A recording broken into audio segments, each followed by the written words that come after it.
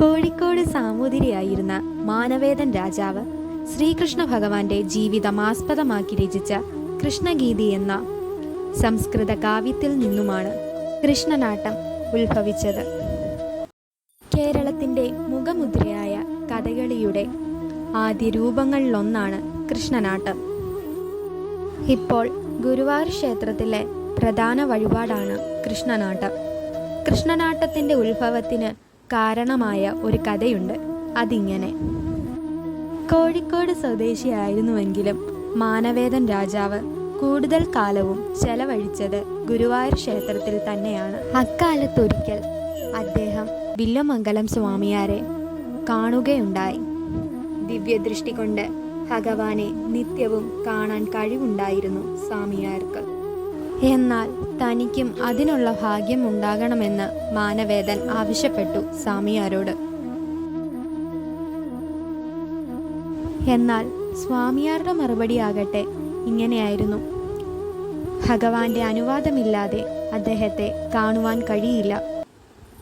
പിറ്റേന്ന് രാവിലെ വീണ്ടും മാനവേദനെ കണ്ടപ്പോൾ ഭഗവാൻ അതിനുള്ള അനുവാദം നൽകിയെന്നും എന്നാൽ ഒരിക്കലേ സാധിക്കുകയുള്ളെന്ന് സ്വാമിയാർ പറഞ്ഞു. അന്ന് ഗുരുവായൂർ ക്ഷേത്രത്തിൽ കൂത്തമ്പലം ഉണ്ടായിരുന്നില്ല. ആ സ്ഥാനത്ത് ഇലഞ്ഞിമരമാണ് ഉണ്ടായിരുന്നത്. അങ്ങനെ മാനവേദൻ രാജാവിൻ്റെ ആഗ്രഹം സ്വാമിയാര് നിറവേറ്റിക്കൊടുക്കുകയാണ്. അങ്ങനെ മാനവേദൻ്റെ ആഗ്രഹം സ്വാമിയാര് നിറവേറ്റിക്കൊടുക്കുകയാണ്. ദാ അങ്ങോട്ട് നോക്കൂ, ആ ഇലഞ്ഞി മരത്തിൻ്റെ ചോട്ടിലോട്ട് സാക്ഷാൽ ഗുരുവായൂരപ്പൻ അവിടെയുണ്ട്.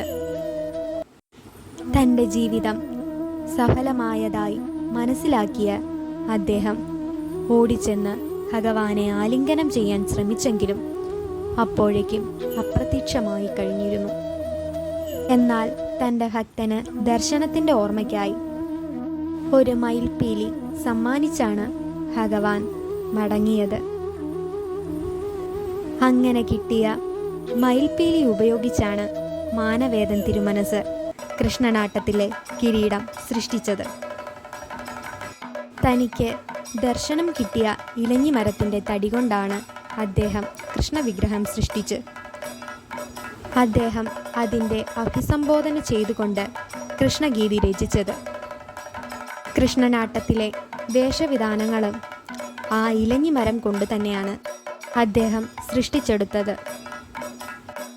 8 നാടകങ്ങളിലായാണ് കൃഷ്ണൻ്റെ കഥ എഴുതിയത്.